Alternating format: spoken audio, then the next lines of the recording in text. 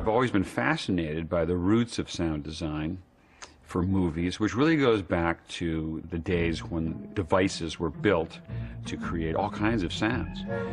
Disney had an artist with them for many, many years named Jimmy McDonald, and over the years he and his team built hundreds of props which were used to create sounds in the Disney cartoons.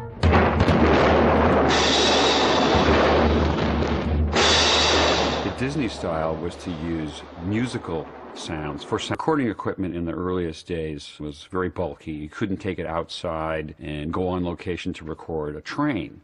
And so the artists at Disney would simulate the sound right there in the studio.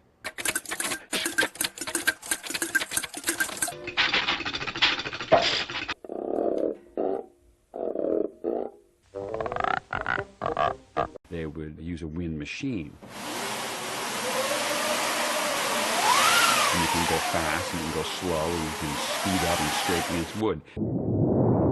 The thunder sheet is used a number of places.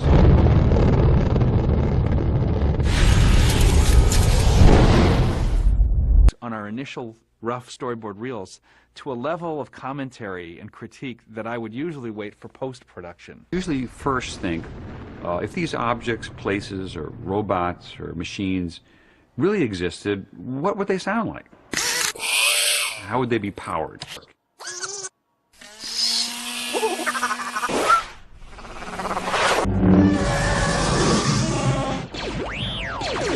I wanted to create a sound for Eve's laser gun in her arm. And I discovered years ago that if you strike a slinky-like spring with any object, you don't just get a clunk on the pickup mic or a ping, you get a pew. It's a laser gun.